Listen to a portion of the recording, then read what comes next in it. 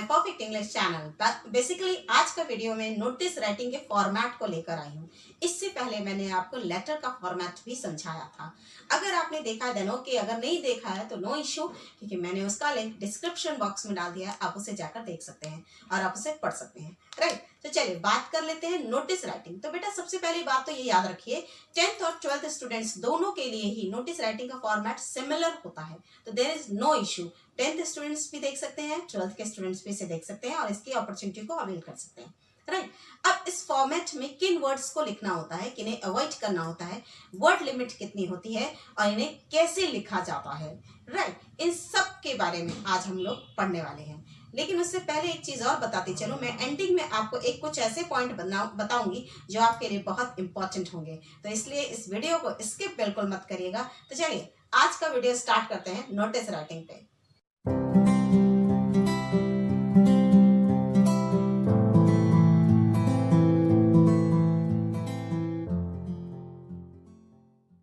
Format तक चलने से पहले हम लोग एक बार देख लेते हैं कि नोटिस होता क्या है, इसे लिखा कैसे जाता है।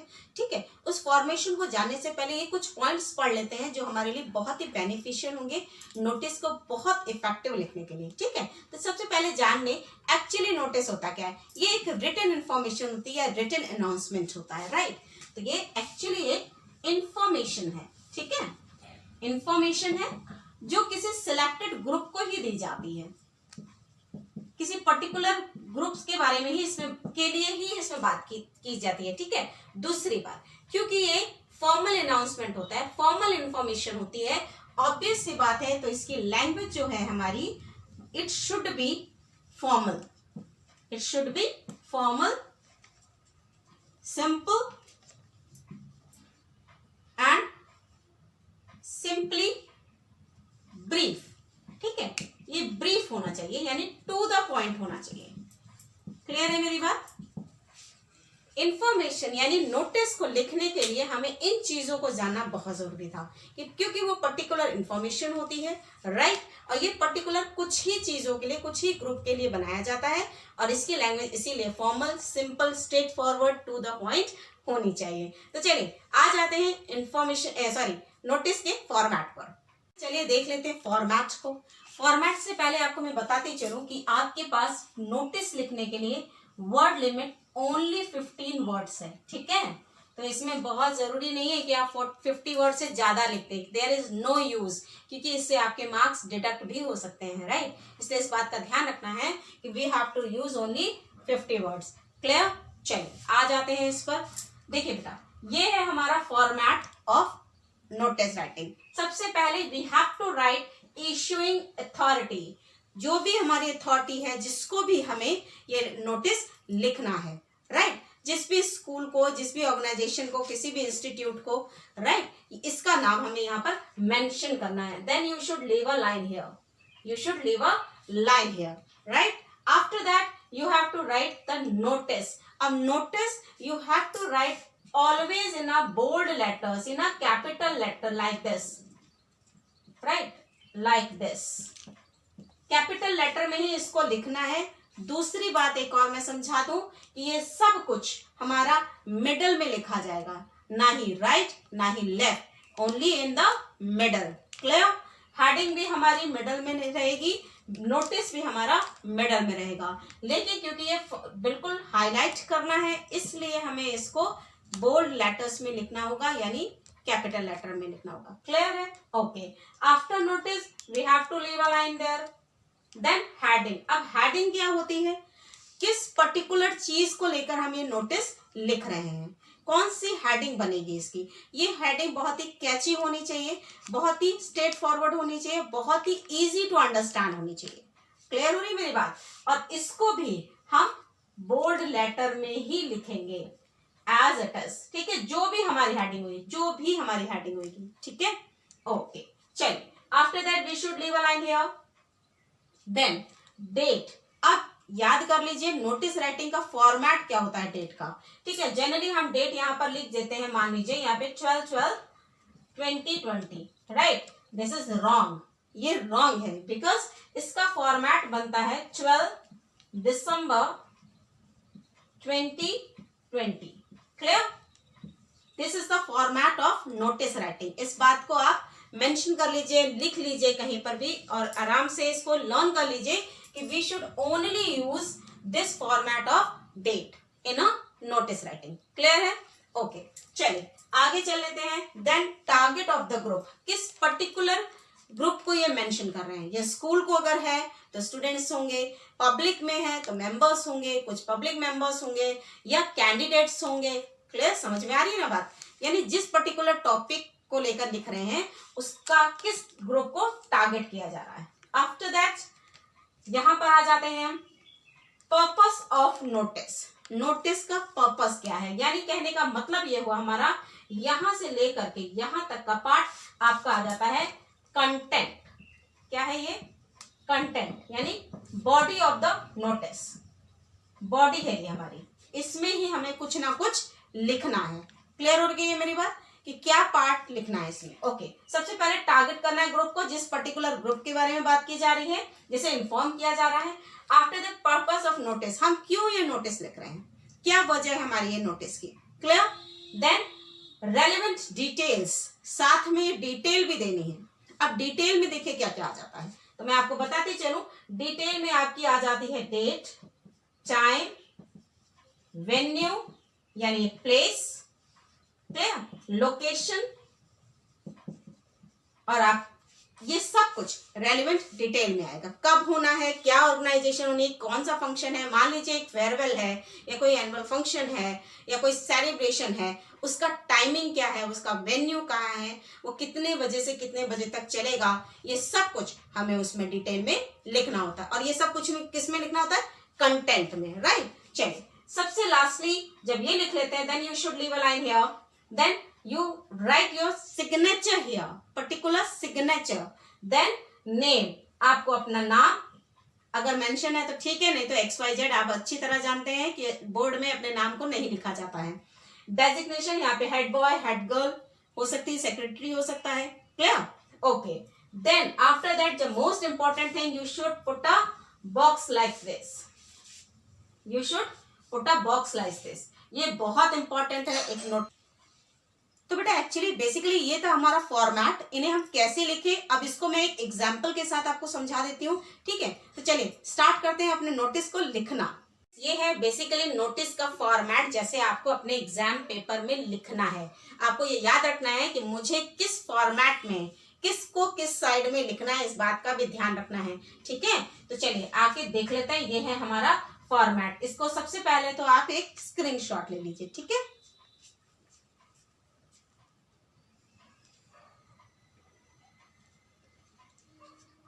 आई होप आपने इसका स्क्रीनशॉट ले लिया है। तो सबसे पहले मैं बता दूं कि ये 4 मार्क्स का आता है।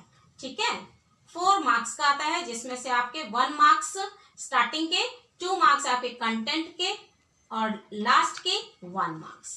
ठीक है, आपकी जो इंक्लूडिंग है, जो जिसे सॉरी खत्म करते हैं। ओके, चलिए सबसे पहले आप देख पा रहे हैं हमें इशू अथॉरिटी लिखा है। इशूइंग अथॉरिटी यानी जिसने भी ये नोटिस दिया है, ये कोई स्कूल, कोई इंस्टीट्यूशन, कोई कंपनी या कोई भी वेलफेयर ऑर्गेनाइजेशन हो सकती है, राइट, कोई भी हो सकती है। एक बात और, उसका नाम आपको यहाँ पे मेंशन कर देना है। लेकिन अगर आपके क्वेश्चन पेपर में या क्वेश्चन में कहीं पे भी अगर इस नाम को मेंशन नहीं किया गया है तो आप वहां पर XYZ करके लिख देंगे। ठीक है, अगर अथॉरिटी का नाम दिया है तो सो फार सो गुड, आप बिल्कुल सेम सिमिलर वहां लिख दीजिएगा। लेकिन अगर वहां अथॉरिटी का नेम नहीं दिया है तो you have to write XYZ या ABC, whatever you want. Clear है? Okay.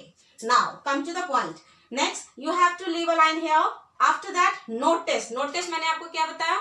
Bold letters में, right? It should be written in bold letters. इसे हमें highlight करना होता है. Okay? Notice हो गया. Then leave a line. After that heading, heading आपके पर्टिकुलरली क्वेश्चन में ही दी होती है कि भाई ये नोटिस हम किस बात के लिए लिख रहे हैं। ठीक है, you have to take from that. ये it should be catchy, it should be very understanding, it should be very easy. इतनी सरल होनी चाहिए कि अगले को समझ आ जाए कि भाई पर्टिकुलर नोटिस किस बात के लिए दिया गया है। क्लियर है मेरी बात? अब नोटिस को भी हम बोल्ड लेटर में ही लिखेंगे। क्लियर है? Okay, after that you have to leave a line. अब आप देख पा रहे होंगे सब कुछ मिडल में लिखा है सब कुछ, लेकिन डेट कहाँ लिखी है? राइट में, सॉरी लेफ्ट में। कहाँ लिखी है? लेफ्ट में। You have to write the date on left. लेकिन बेटा इसका फॉर्मेट क्या होना चाहिए? मैंने अभी समझाया था आपको कि for example 12th of December 2020, clear? ये है हमारा फॉर्मेट ऑफ डेट। इस तरह की ही डेट पर्टिकुलर नोटिस में डाली जाती है। Okay, then leave a line. After that content. अभी कंटेंट ही बहुत इंपॉर्टेंट है बेटा, कि जिस भी पर्टिकुलर बारे में हम नोटिस दे रहे हैं वो कब होना है, कैसे होना है, कब क्या समय है, क्या क्या चीजों की जरूरत है, ये सब कुछ इसमें हम डालेंगे। मैंने कुछ चीजों की डिटेल दी थी, डेट, टाइम, देन लोकेशन, कहां पर होने वाला है वो, ठीक है, लोकेशन। आफ्टर दैट ड्यूरेशन डालना भी जरूरी है, कब से कब तक चलेगा। मान लीजिए कोई फेयरवेल पार्टी है, कोई एनुअल फंक्शन है, उसका टाइमिंग आर कितने बजे से कितने बजे तक चलेगी, ठीक है।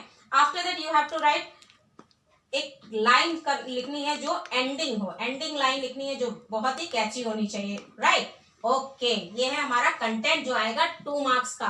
ओके, नाउ फिर देख रहे हैं आप, वापस ये लेफ्ट में लिखा है। कहाँ लिखा है? लेफ्ट में। You have to write the signature here, for example like this. Then name, name Ishita. Designation, यहाँ पर कुछ भी हो सकता है, हेड गर्ल, ठीक है, हेड गर्ल, सेक्रेटरी या what ever it is. Okay, that is the format of your notice writing, ठीक है। तो चलिए अब इसको एक एग्जाम्पल से क्लियरली समझ लेते हैं। ये है हमारा एग्जाम्पल, एक बार इस एग्जाम्पल को देख लेते हैं। अकॉर्डिंग टू फॉर्मेट इसे कैसे सेट किया गया इसको भी देख लेते हैं, ठीक है। चलिए आइए देखते हैं। तो सबसे पहले, यू आर आसमा निशान और may be Ishan, president of sport event academic high public school Pune, you are going to organize inter-school sport competition, draft the notice for the event, right? तो ये है बेसिकली हमारा एक नोटिस जो हमें लिखना है एक स्पोर्ट इवेंट को लेकर, क्लियर। तो सबसे पहले मैंने आपको बताया था, you have to write issuing authority name. जो भी अथॉरिटी आप इस नोटिस को इशू कर रही है उसका नाम हमें यहाँ मेंशन करना है। वो नाम हमने यहाँ मेंशन करनी है, academic high public school. After that you have to leave a line, then notice it should be in bold letter, right. Then leave a line, then अब हेडिंग। हेडिंग मैंने आपको बताई थी, यहां से ले लीजिए, बेसिकली यहीं पर दिया हुआ है कि किस बात पे हमें नोटिस देना है। तो that is sport event, clear है। Okay, then leave a line. After that you have to write date here on your left side. Left side date का फॉर्मेशन आपको बताया मैंने कि सीबीएसई में इस तरह से डेट लिखी जाती, 28 फरवरी 2021, राइट। ओके, चलिए अब स्टार्ट करते हैं। Leave a line, then content जो बहुत मोस्ट इंपॉर्टेंट है, ये 2 मार्क्स का आता है, ठीक है। तो सबसे पहले, this is to inform you that our school. सबसे पहले यहां से यहां तक की लाइन बहुत ही सिमिलर है, ये हमेशा नोटिस लिखते टाइम आप इसको यूज कर सकते हैं, ठीक है। Okay, this is to inform you that our school is going to organize a sport event. क्या ऑर्गेनाइज कर रहा है? स्पोर्ट इवेंट, ठीक है। ये तो पता चल गया भाई नोटिस किस बात पे लिखा गया है। ऑन 24 मार्च 2021, आपको मैंने बताया था ना कि इसमें डिटेल दिया गया होता है, डेट का, टाइम का, ड्यूरेशन का, प्लेस का। तो यहां आ गई हमारी डेट, ओके, 24 मार्च 2021, राइट। यहाँ पर हम कमिंग की डेट लिखेंगे क्योंकि ऑर्गेनाइज आगे चलकर होने वाला है, ठीक है। Okay, 24 March 2021 in the school playground. ये प्लेग्राउंड क्या है? दिस इज अ प्लेस या वेन्यू, कहां पर हमारा ये काम होने वाला है। The event will be held at ground eight 10 AM। देख रहे हैं यहाँ पर टाइम भी दे दिया गया है कि भाई 10 बजे से स्टार्ट होगा। ये है हमारा इवेंट का time for the students from class 9 to 12। Particularly किसके लिए है ये क्लास 9 से 12 के स्टूडेंट्स के लिए है। They can participate in this event. Interested students and may give their name to their class teachers and may contact undersigned for further information. What is undersigned? मतलब जो कोई भी यहाँ नीचे है, जो कोई भी अथॉरिटी है या कोई भी इंसान है, जैसे फॉर एग्जांपल यहाँ पे आशिमा है, तो उनको जाकर फर्दर इन्फॉर्मेशन के लिए कोई भी डिटेल अगर आपको जाननी है तो उनसे आप बात कर सकते हैं, right. Okay, after that you have to sign here, then Ashima. अगर नाम मेंशन है देन आशिमा, एंड वो क्या है, हेड गर्ल। बॉय होता तो हेड बॉय या सेक्रेटरी, जो भी आप लिखना चाहें, ठीक है। तो this is the format of your notice writing, ठीक है। लेकिन सबसे जरूरी बात जो अब हो रही है, that is you have to make a box, keep notice in a box. This is your complete part. So I hope आपको ये समझ आ गया होगा। अब एक और बात, जब भी आप ये नोटिस लिखे या कुछ भी लिखे एग्जाम में, तो सबसे ज्यादा जरूरी होता है आपकी good hand writing. Because good hand writing आपके नंबर, आपके जो पॉइंट लिखा है, जो कंटेंट लिखा है, उसको जो एग्जामिनर होता है उसे देखने पर मजबूर कर देता है। और जब हम इस तरह से अलग अलग तरह से लिखते हैं, तो उसे ये भी पता चल जाता है कि बच्चे को पूरी तरह से फॉर्मेट की नॉलेज है।